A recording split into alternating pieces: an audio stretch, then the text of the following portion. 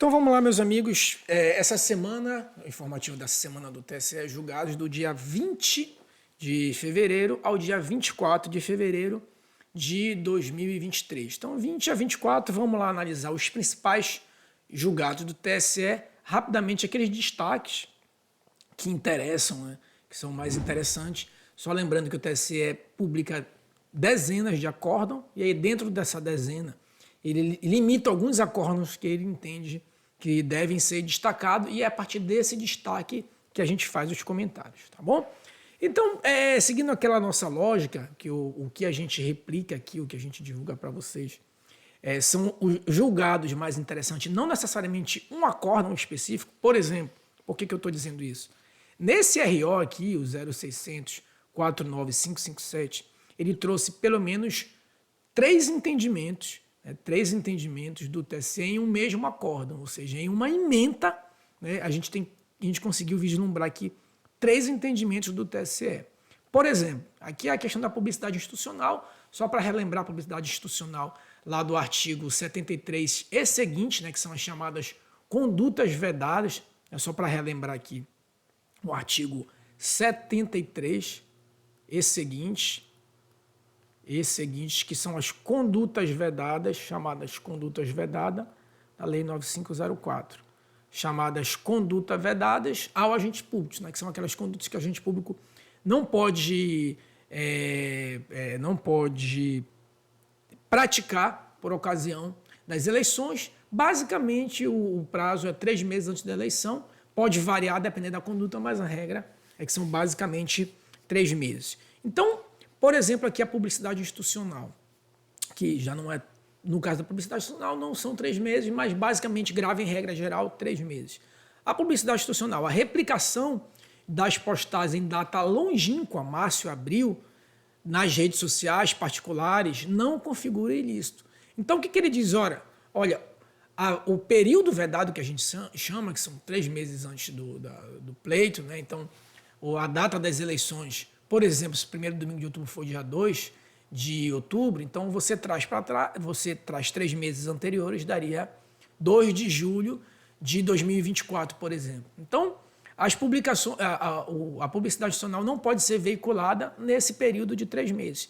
E aí o que ele diz? Olha, a replicação das postagens em datas antigas, no caso aqui março e abril, nas redes sociais particulares, não configura ilícito. Então, o que aconteceu nesse caso aqui?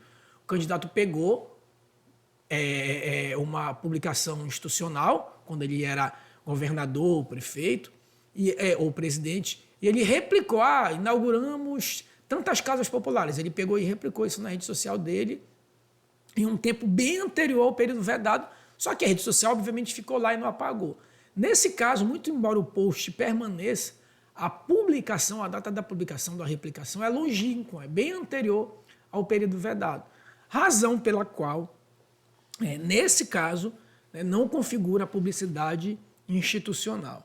Ainda nesse mesmo julgado de publicidade institucional, o entendimento já consagrado do TSE, que ele diz o seguinte, olha, a publicação, né, de determinados atos, né, de publicidade institucional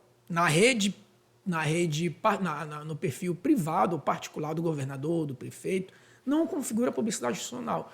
Ou seja, ainda que essa publicação seja no período vedado, no nosso caso lá de 2 de julho a 2 de outubro, o TSE entende que o fato de ser o perfil privado, né, o fato de ser esse perfil privado, não configura a publicidade institucional, ainda que seja divulgação de obras e serviço público, porque como o perfil é privado, então o TSE entende que não há aí uma veiculação de publicidade institucional, porque a publicidade institucional traz consigo, né, traz como seu componente que essa publicidade seja, como o próprio nome sugere, em algum meio, alguma mídia institucional.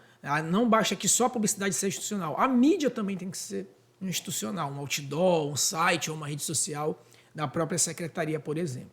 Tá bom? Ainda esse tema aí de conduta vedada desse mesmo julgado, o que ele diz? Que é o chamado princípio da tipicidade da conduta vedada. Então, como eu falei para vocês, lá no artigo 73 e seguinte da Lei 9504, tem diversas condutas vedadas lá, diversas. Né? Existe uma tipologia, como a gente chama, de conduta vedada.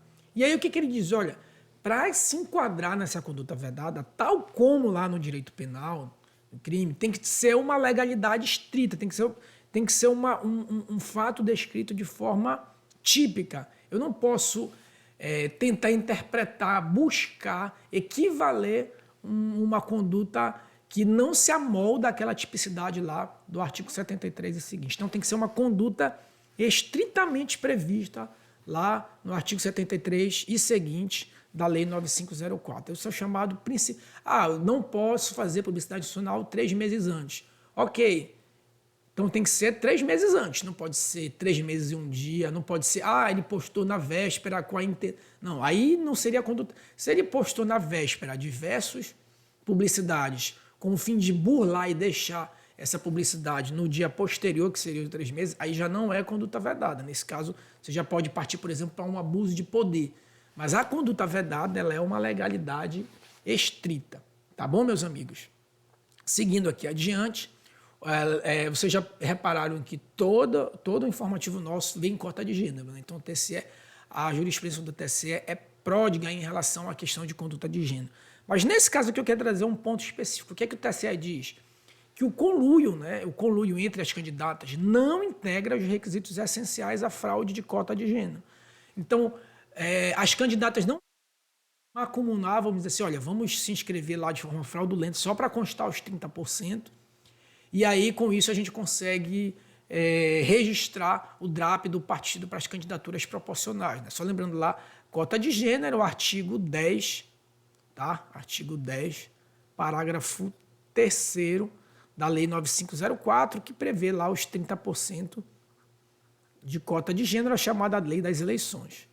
Tá bom? Então, não precisa ter o conluio. O simples fato de configurar lá aqueles requisitos que a gente já falou, né?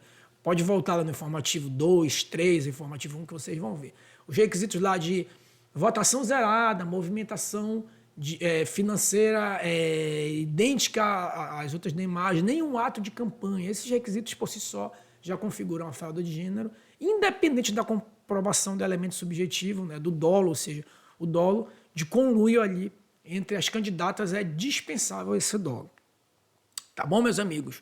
Ainda seguindo aqui adiante em relação à prestação de contas, tá? Esse julgado aqui ele é bem interessante porque diz respeito ao Fundo Especial de Financiamento de Campanha, assim, o chamado FEFEC. Né? Esse fundo é um fundo que não se confunde com o fundo partidário, é um fundo que os partidos recebem apenas para as eleições, para gastar nas eleições, diferente do fundo partidário que é gasto para manter diuturnamente os partidos. Né? Então, o que o TSE disse? Né? Então, só para rememorar aqui, tá? Fundo partidário é diferente de FEFEC, que é o chamado Fundo Especial de Financiamento de Campanha. Tá? Então, o fundo partidário é diferente de FEFEC. Nesse caso aqui foi o FEFEC. O que o TSE disse aqui? Disse, olha, que o Diretório Nacional não é obrigado, o Diretório Nacional não é obrigado, né, o Nacional não é obrigado a repassar o fundo partidário para o estadual e nem para os determinados candidatos. Não é obrigado a fazer essa divisão igualitária, porque o partido detém uma autonomia, né, e é o Diretório Nacional que comanda essa autonomia. A não ser que tenha alguma previsão legal que não tem, ou uma previsão estatutária. O partido lá de forma estatutária diz, olha, nós vamos distribuir a cotas do FEFEC conforme a proporção de eleitores de cada estado. Aí, ok, existe uma norma partidária, aí isso gera um direito subjetivo para os diretórios regionais. Mas se isso não tiver essa previsão legal, o partido tem essa autonomia partidária de repassar conforme as diretrizes do Diretório Nacional. Ele pode dizer, olha, eu vou focar muito mais na campanha da candidata X e não da candidata Y. Ou eu vou focar mais no Diretório de São Paulo, muito mais do que lá no Diretório do Amazonas, por exemplo. Então, o partido tem essa autonomia para gerir esses fundos partidários, tá bom?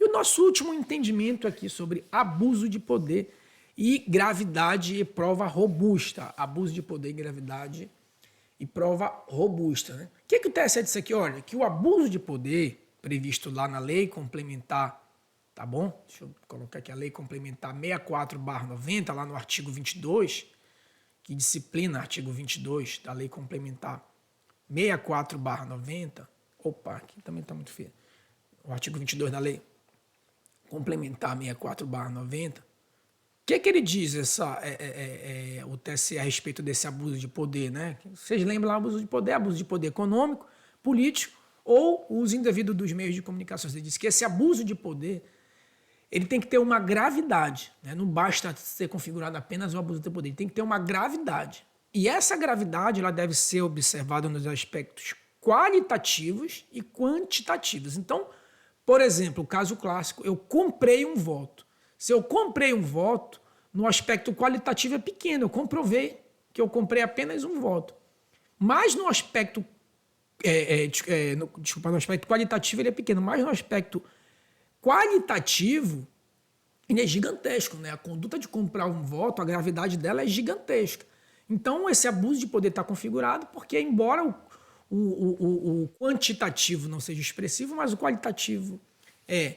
E ainda, além disso tudo, não basta apenas a gravidade. Tem que ter também prova robusta. Então, repare que a sanção eleitoral é muito parecida com a penal, né? A gente viu lá na conduta vedada a tipicidade, a gente está vendo agora aqui a comprovação da prova, tem que ter uma prova robusta, né? Não pode, a condenação não pode se basear em meras presunções. Então a gente tem aqui a gravidade, que já vem previsto lá na própria lei, no artigo 22, e a prova robusta, que é uma construção jurisprudencial. Tá bom, meus amigos? Então esses foram os julgados. Quem quiser se aprofundar no direito prático, né, já que a gente está falando aqui de aprofundamento, a gente tem aqui, vou deixar o link na descrição, o direito eleitoral prático, né, onde eu demonstro lá a minha experiência, eu trago ensinamentos, né, do direito eleitoral prático, a minha experiência como cerca de 10 anos de analista do TRE, no curso, a gente não fala só de teoria, fala de práticas de sistemas também, pesquisas eleitorais, de registro de candidatura, enfim, todos os sistemas que envolvem o direito eleitoral, a gente traz principais teses, estudo de casos, a gente faz estudo, análise de casos práticos. Eu disponibilizo gratuitamente resoluções sistematizadas e e-book de súmulas do TSE organizado por assuntos, tá bom? Então o link vai estar aqui na descrição para quem tem interesse em se aprofundar, tá bom, meus amigos? Então, essa foi os julgados, né? Esses foram os julgados dessa semana, do dia 20 de fevereiro ao dia 24 de 2023, tá bom? Não se inscreve aqui, não se esquece de se inscrever no canal, curtir e compartilhar. Toda semana a gente disponibiliza para vocês um vídeo, tem uma playlist de noções de direito eleitoral para quem está começando e um vídeo de informativos do TSE, de julgado do TSE, para quem quer se aprofundar um pouco mais. Tá bom, meus amigos? Então a gente fica por aqui, até a próxima semana, um forte abraço e até lá!